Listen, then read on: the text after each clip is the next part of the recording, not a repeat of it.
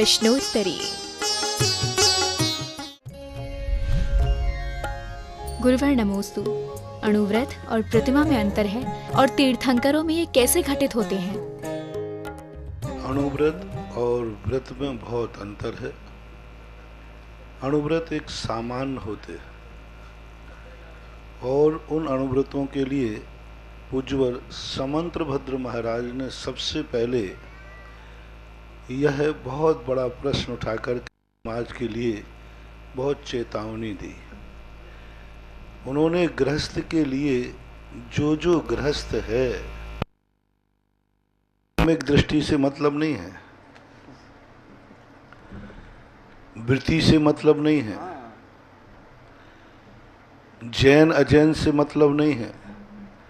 गृहीणाम, जो गृहस्थ है उसे अष्ट मूल गुण धारण करना चाहिए। यहां तुम ये मत लेना कि मध्यमाद मधु त्यागई सहाणु व्रत पंचकम गृहीणाम अष्टौ माहुर गुणानाम गृहीणाम श्रृणमोत्तमः। जो उत्तम श्रवण हैं उन्होंने गृहस्थ के लिए स्पष्ट रूप से कहा कि 8 मूल गुण हर गृहस्थ के होना चाहिए, कोई भी हो, वहाँ कोई भी भेद नहीं है। सम्यक दृष्टि में गृहस्थ जो है अविरत सम्यक दृष्टि के लिए मध्यमाद मधु त्यागई, मांस का, मधु का और मध्य यानी नशे का त्याग और 5 अणुव्रतों का त्याग। अणुव्रतों का अर्थ है कि इस प्रकार के संकल्पी हिंसा आदि का त्याग। महाराज जी प्रतिमा जी में भी तो अणुव्रत का त्याग करते हैं। हाँ बता रहा हूँ। तो ये अणुव्रत वृत्ति के नहीं है, अवृत्ति के हैं। जो गृहस्थ हैं वे अवृत्ति हैं, मिथ्या दृष्टि है, कैसे भी हो उनको ये 5 अणुव्रत धारण करना चाहिए। ये 5 अणुव्रत तो 3 को 8 को धारण करने से गुणस्थान नहीं बढ़ेगा, सम्यक दृष्टि तो हो जाएगी। हाँ, वृत्ति में नहीं आएगा, ये अविरत सम्यक दृष्टि के अंतर्गत आएगा। ये अब ये इनमें सामान्य है, कोई अनुष्ठान नहीं है इनमें, कोई पूजा पाठ नहीं, कोई पूजा पाठ नहीं है, कोई आहार नहीं देना, कोई मंदिर में जाकर अभिषेक नहीं करना, ये सब इसमें कुछ भी नहीं है। जिन जिन को गृहस्थी अपनी अच्छी चलाना हो वे 8 मूल गुण धारण करें। 2000 वर्ष पहले पूज्यवर समंत्रभद्र महाराज ने ये घोषणा की थी। गृहीणाम शब्द पर जोड़ देना, सम्यक दृष्टि से मिथ्या दृष्टि से कोई मतलब नहीं, जो गृहस्थ हैं उनके लिए। अब ये 66वें नंबर श्लोक में ये बात उन्होंने कही सनातन श्रावकाचार्य में। वही पूज्यवर समंत्रभद्र महाराज 138 नंबर में श्लोक में जाकर कहते हैं कि जो 5 मूल गुण आपने धारण किए थे उन 5 मूल गुणों में 8 शील गुण और धारण करो, 3 गुणव्रत और 4 शिक्षा व्रत। तब फिर ग्रस्त नहीं कहा, वृत्ति नाम। 138वें श्लोक में वृत्ति नाम, यदि अब कहा वृत्ति यानी देश वृत्ति जो है वह मात्र आजकल क्या है, कई लोग बहुत पहले एक जयपुर के स्वाध्याय मंडल ने एक बार चर्चा की थी भिंडर में कहीं आकर, उन्होंने एक बार किताब भी निकाल दी कि एक दिन का भी त्याग है, अनंत चौदस का भी त्याग है, थोड़ा भी त्याग है, वे सब अणुवृत्ति हैं। समंत्रभद्र महाराज ने अणुवृत्ति नहीं कहा कि ये अणुवृत्ति हैं, ये गृहस्थ है। एक एक शब्द पर ध्यान रखो।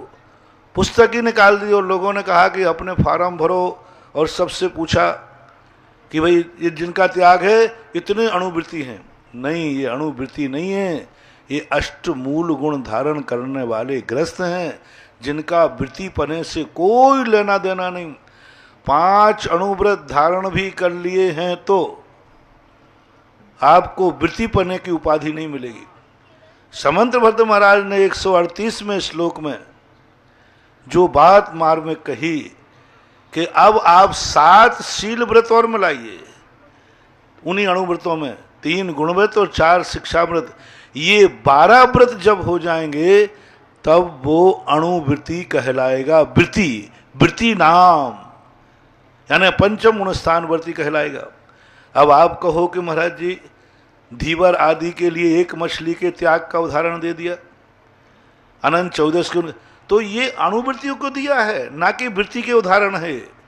अष्ट मूल गुणधारी जो ग्रस्त है, जो असंयमी है जो, उनमें भी यानी ये 5 अणुव्रत धारण करना संयमी का प्रतीक नहीं है, ना देश संयमी का प्रतीक है। 5 अणुव्रत लेने के बाद वो देश संयमी नहीं है, वो अभी भी असंयमी ही है। तो अब उन्होंने एक एक व्रत में, जैसे अपन किसी से कहें कि भाई किसी ने फलानी चीज में डिक्टेंशन प्राप्त किया, फलानी, अब शेष उसमें नहीं किया, एक विषय में किया, तो हम उसी को नाम तो लेंगे। किसी ने व्यापार में किसी एक चीज में अच्छी तरक्की की, हम उसी का नाम लेंगे। तो वे एक एक व्रत को धारण करने वालों ने क्या क्या किया, ये वृत्ति के उदाहरण नहीं है, ये मूल गुण, अष्ट मूल गुण वाले के उदाहरण हैं। अष्ट मूल गुणों में जो 5 गुण अणुव्रत हैं, उनके नाम के उदाहरण हैं, इसलिए उनके उदाहरण इन्होंने पहले दे दिए। जब इनके मातंग के, धनश्री के जो पाप और पुण्य में दोनों में देने के बाद फिर कहते हैं अब वृत्ति का लक्षण सुनो।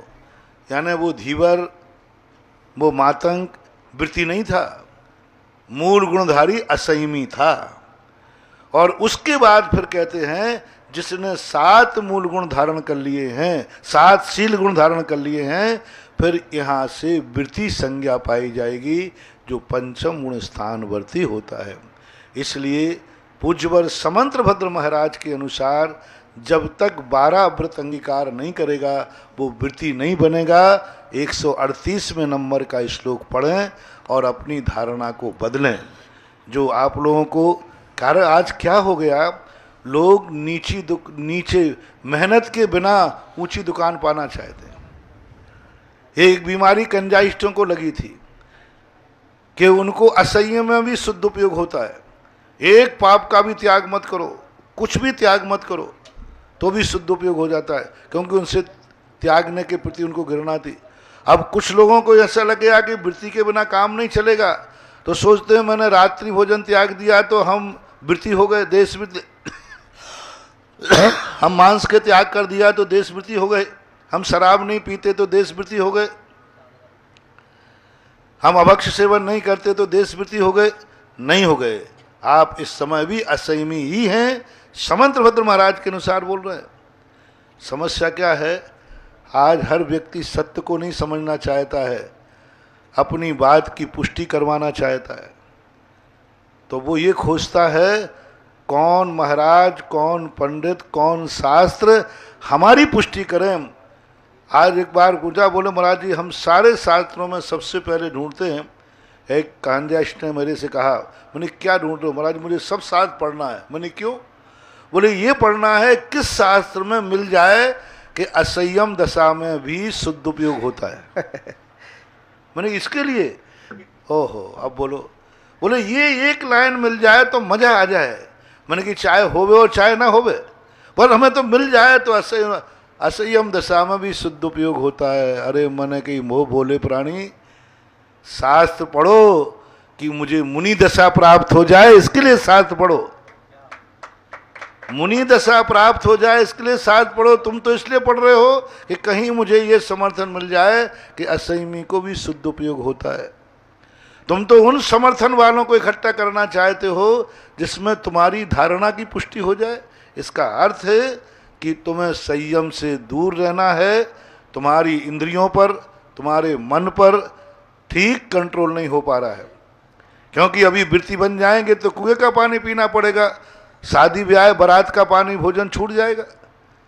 अभी प्रोषधोपवास, अभी सामायिक परिग्रह प्रमाणवित करना पड़ेगा, अभी और सारे साल शिक्षाव्रत, अभी सीमाएं आदि बांधना पड़ेगा, अंत में फिर सल्लेखना लेना पड़ेगा। इन सब के डर के कारण क्या हो गया लोगों को, पहले के लोग ये सोचते थे कि नहीं, यदि कहीं कंसेशन दिया भी जाएगा तो मैं कंसेशन नहीं लूंगा, मैं तो उत्कृष्ट चर्या पालन करके ही वृत्ति बनूंगा। और आज सोच रहे हैं कि जितने कम से कम मिल जाए, और कोई ढूंढ लो, कोई ना कोई तुम्हारा समर्थन करने मिल जाएगा। अरे समर्थन कर देने से तुम वृत्ति नहीं हो जाओगे, कर्म तो तुम्हारा वहीं ले जाएगा जो सत्य है। 4 लोगों का समर्थन कराने से कुछ नहीं होने वाला। तुम चाहो कि असंयम में शुद्ध उपयोग हो जाए, अरे कहीं किसी चिट्ठी मिट्ठी में लिखा मिल जाएगा, कोई पंडित आपको लिख के बता भी देगा, तो तुम्हारी सदगति नहीं होगी, तुम्हारी गति तो वही होगी जो आगम में कहा है। इसलिए इन सब प्रपंचों को छोड़ करके मेरा कहना मानो, सारे भारत के लोगों से मेरा कहना है, 12 व्रत अंगीकार के बिना देश वृत्ति नहीं हो सकता, पंचम गुण स्थान वर्ती नहीं हो सकता। जो 5 अणुव्रत की जो बात कही है वो मात असंयमी के लिए कही है, गृहस्थ के लिए कही है, वृत्ति के लिए नहीं। यदि गृहस्थ और वृत्ति एक ही होते तो वहाँ 5 अणुव्रत के साथ गृहस्थ नहीं लगाते और यहाँ पर 12 व्रतों के साथ में वृत्ति शब्द नहीं लगाते। वृत्ति नाम स्पष्ट शब्द है, 138वें नंबर का श्लोक पढ़ लेना। इसलिए सबके लिए मेरा कहना है, व्रतों से मत इसको छेड़ो छाड़ो, ना इसके लिए कुछ बार बार इसकी चर्चाएं करके अपना समर्थन। क्या चाहते हो समर्थन से, क्या चाहते हो? संयम के बिना तुम्हारे लिए मोक्ष हो जाए, यही चाहते हो ना?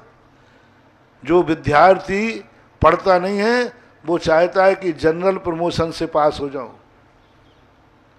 क्या चाहते हो आप? क्या चाहते हो कि अणुवृत्ति? तीर्थंकर की बात रही, ये गृहस्थ की बात है।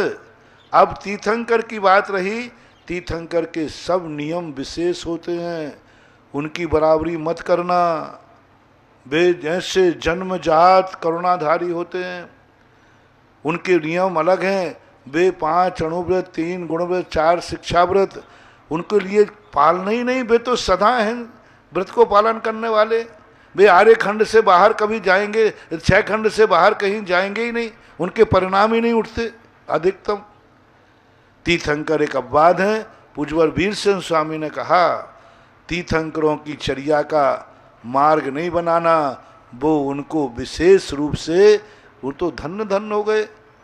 और 5 वर्ष 8 वर्ष अंतर मुहूर्त के बाद वो नियम से देशवृत्ति हो जाते, पंचम गुण स्थान को प्राप्त हो जाते। अब उनके कहो कि उन्होंने अणुव्रत कब लिए, उनसे कहो उन्होंने 12 व्रत कब लिए, उनकी विशेषता अलग है। उनकी विशेषताओं को कहाँ राजा भोज और कहाँ गांगू तेली। फिर त्रियंचों के अलग अणुव्रत हैं। त्रियंचों का पंचम गुण स्थान 12 व्रतात्मक नहीं होता। वे छान के पानी नहीं पी सकते, वे अपने शरीर की शुद्धि नहीं कर सकते, वे मर्यादित भोजन नहीं कर सकते। शास्त्रों में स्पष्ट उल्लेख है, त्रियंचों का पंचम गुण स्थान जैसे 12 व्रतात्मक प्रोषोपवास है। उनको अष्टमी चौदशी पता नहीं बेचारे त्रियंच पंचम गुण, उनको अष्टमी चौदशी ज्ञान नहीं कि अष्टमी चौदश कहाँ होती है, लेकिन पंचम गुण स्थानवर्ती होते हैं। त्रियंचों के देशवृत्तिपना अलग विधि है, गृहस्थों की विधि अलग है। और यदि कोई ऐसे कुलीन हैं जो कि कुलीन अपने आप में विपरीत परिणतियों में आचरण करते हैं, चांडाल आदि हैं, उनके अणुव्रत अलग हैं। उनके अणुव्रत मात्र जो होंगे ऐसे ही, वे भी प्रोषदोपवास करेंगे, वो भी देशव्रत करेंगे। मात्र जो बाह्य अभिषेक पूजनात्मक क्रियाएं हैं, अतिथि संविभाग में जो आहार आदि देने क्रियाएं हैं, वे उनमें नहीं बनेंगी। देखो, अणुव्रति कहा है चंडाल आदि को, लेकिन आगम में कहीं भी उनको ये नहीं दिखाया कि उन्होंने आहार दिया है, उन्होंने भगवान का अभिषेक किया है, ऐसा नहीं दिखाया, कहीं एक भी उदाहरण नहीं दिखाया। तो थोड़ा विवेक से काम लो। इन प्रश्नों को उठाने से चारित्र मोहिनी कर्म का बंध होता है। इन प्रश्नों को उठाने से आप लोग प्रमाद की तरफ जा रहे हैं। इस प्रकार के बहुत समाधान कर लिया, कोई ना कोई मिल जाएगा संसार में तुम्हारा समर्थन करने वाला। फिर ये झंडा लेके घूमना कि फलाने पंडित ने, फलाने महाराज ने, कोई होगा एरा खेरा महाराज, कोई हमारे संग के कोई मिल जाए तो ले लेना, कोई बागी हो जाएगा। आजकल हर पार्टी में बागी होते हैं, हमारे संघ में भी कुछ बागी साधु हैं, भक्त बनाने के चक्कर उनके पास चले जाना, वे समर्थन कर दें कि हाँ यही है, और तुम अहंकार कर लेना आई एम देश वृत्ति। क्या हो जाएगा इससे करने से? सत्य की तरफ झुको, अपने समर्थन कराने के लिए प्रयास मत करो। अच्छी तरह समझा दिया था, और समझने के बाद आप लोगों को इस बंदों पर विचार करना चाहिए। व्रत लो, 12 व्रतों की तरफ बढ़ो, उत्कृष्ट चर्या की तरफ बढ़ो। कदापि कोई भी 12 व्रतों के पहले देशवृत्ति ना था, ना है, ना रहेगा। समंत्रभद्र के अनुसार कह रहा हूं मैं, अन्य कोई बाद के आचार्यों के अनुसार नहीं, पंडितों के अनुसार नहीं।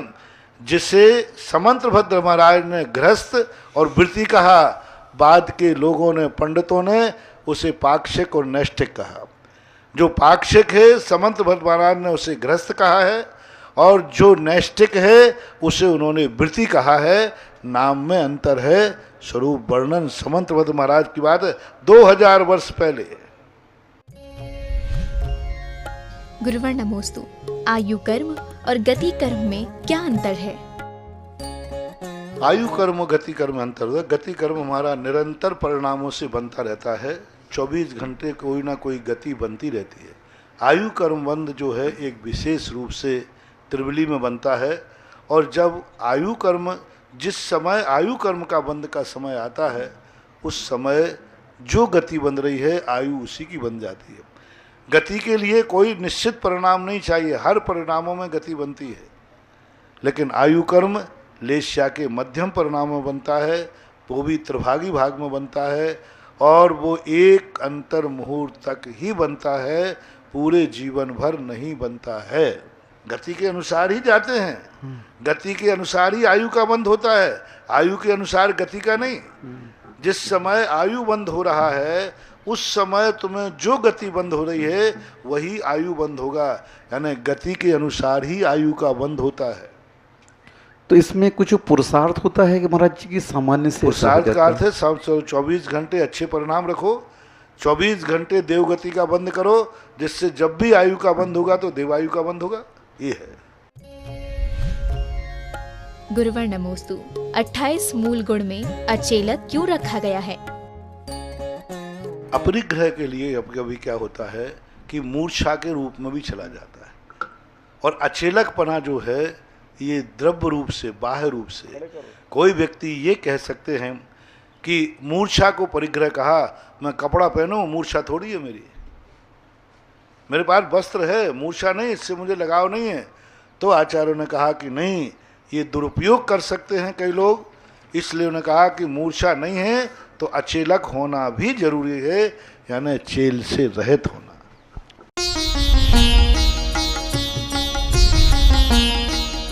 सुधा प्रश्नोत्तरी।